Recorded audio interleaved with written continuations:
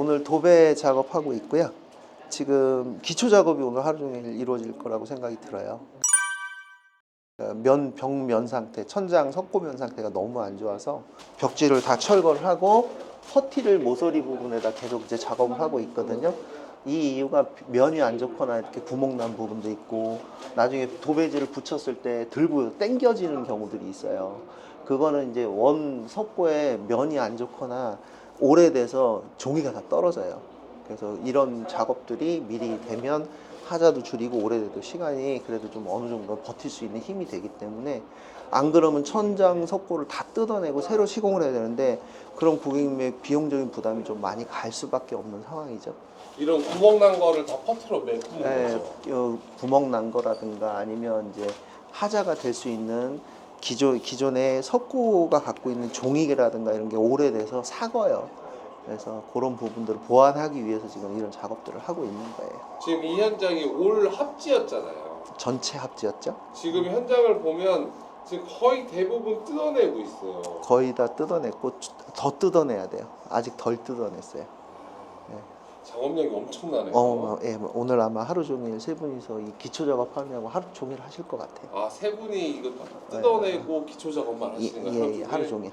벽 상태가 안 좋은 것 같아요. 많이 안 좋아요. 그죠? 지금 막 군데군데 재질도 다른 부분도 있는 것 같고. 네, 확장했던 하기 전에 단열 시공했던 스티로폴 부분도 있고 뭐 굉장히 안 좋은 상황이에요. 상황이 하자가 안 나게 하기 위해서 여러 가지 시공법을 갖고 있는 최대한의 노하우를 가지고 지금 시공을 하고 있습니다.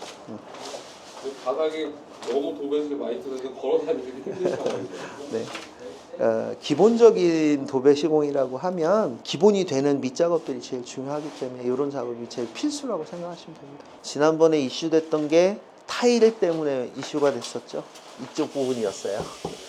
그래서 가벽을 치고 새로 타일 시공을 하고 평탄화 작업을 해서 면을 잘 맞췄습니다. 비트벽도 많이 바뀌었죠. 지난번 영상하고. 냉장고장 이렇게 들어갔어요. 아, 튼튼하게 됐네요. 예, 굉장히 짱짱하게 됐고 도배로 마감할 거고요.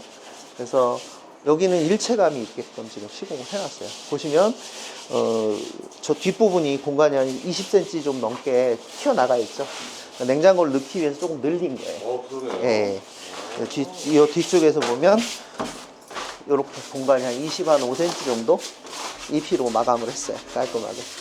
아, 이쪽은 현장에 냉장고를 넣기 위해서 고민 많이 하셨어요. 고민도 했고, 물론 그 전에 이렇게 시공한 현장이 있어서 그걸 좀 모티브로 삼아서 좀 토대로 해서 시공을 하긴 했어요. 여기 냉장고장이 안 들어갔으면 여기 거실을 침범할 수 거실 쪽으로 없겠네요. 갔겠죠. 그러면 이제 수납 공간도 없어지는데 거실도 더 좁아지고, 예, 아일랜드도 없어지니까 식탁도 놓으실 수 없고 상황이 좀 복잡해지는 거죠. 바닥도 설명을 좀 드리겠습니다.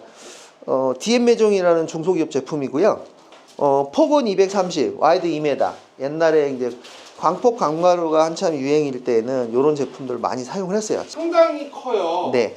가격이 굉장히 비쌌거든요. 처음에 초창기 때 보통 소비자 가격 한 17만 원대. 그죠, 광폭이. 지금 많이 내려갔어요. 그래요? 지금 많이 떨어졌어요. 그러면 많이 시도를 해볼 수 있겠네요. 그렇죠. 좁은 집들은 타일형 강마루도 좋지만 구축 아파트들 바닥 평활도가 너무 안 좋아요. 구축 아파트들이 그 단점이 뭐냐면 벽면 상태, 바닥 상태가 굉장히 안 좋아요.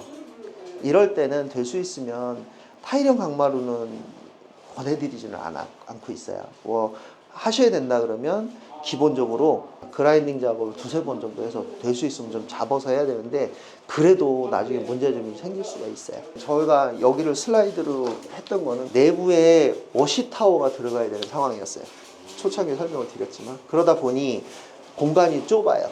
그럼 워시타워가 들어오려면 최소한 80cm가 공간 확보가 돼야 되는데 기존 문틀을 집어넣으면 80cm 공간이 안 나옵니다. 많이 나오면 70, 뭐, 내경이 70 한 2cm 정도밖에 안 나오거든요. 그러면 작은 사이즈가 들어올까 말까예요. 그래서 할 수 없이 슬라이드로, 단점이 많지만 슬라이드로 시공을 했고요. 고엠하고 이거는 정말 많은 미팅을 했습니다. 그래서 여기 공간도 확보하느냐고 굉장히 많은 고민을 했었죠. 이제 여기가 원래 네. 좁았었는데. 그래서 여기까지 지금 80cm 공간 확보를 해드렸어요. 최대한 공간 확보를 해드렸고 높이도 2m 이상 잡아놨어요. 워시타워를 넣기 위해서 공간 2m 이상을 잡아놔야 1m 80 이상이 올라오니까 최대한 해서 여기다가 사용하기 편하실 수 있게끔. 그래서 배관도 저 뒤에 있는 거 끄집어서 앞으로 내놨고요. 단지 이제 콘센트는 옮길 수가 없는 상황이라서 콘센트를 저렇게 해놨어요. 이 워시타워 하나 넣기 위해서 한 많은 부분이 들어가네요. 4가지 이상의 설계 변경이 들어간 거죠. 도어부터 시작해서 문 확장부터 해서 안에 내부의 확장이라든가 뭐 이런 것까지 해서 설계 변경. 여기는 300에 600각을 하셨는데 네. 고급스럽네요. 저는 고객님들 비용적인 부분이라든가 여러 가지 생각하셨을 때 300, 600각짜리 무광 타일로 시공하시면 시공만 잘 해놓으시면 n분의 1을 잘하면 시각적으로 안정적이라는 얘기죠. 저쪽하고 네. 저쪽 끝하고 라인이 맞아요. 네. 바닥하고 네. 전체가 바닥 라인이 라인 맞습니다. 다 맞죠. 옆 라인도 다 맞고요. 아 근데 이 정도로 300에 600각 타일이 퀄리티가 난다면 굳이 푸세린 타일 600각을 안 해도 되겠네요. 근데 이제 시각적으로 보면 물론 대형 타일들이 시각적으로 굉장히 넓게 보이고 네. 고급스럽긴 한데 비용적인 부분을 많이 차지하니 고객님들이 너무 대형 타일 안 하셔도 될 것 같습니다. 보통 가격 차이는 몇 퍼센트 정도 차이 나요? 타일 가격만도 벌써 한 2배 가까이 날 거고요. 네. 인건비도 거의 뭐 기본으로 하는 게 3품 정도 들어가는데 300, 600각이 욕실 인건비가 한 3품, 3사람 인건비가 들어가는데 600에 600각으로 하시면 최소 4품 이상 들어가요. 그러니까 자재값도 다르고 밑작업, 또 미장 공사도 해야 되고 그리고 부자재도 부자재도 다르고 100만 원 이상 차이가 나는 거죠. 날 수밖에 없죠. 그거는.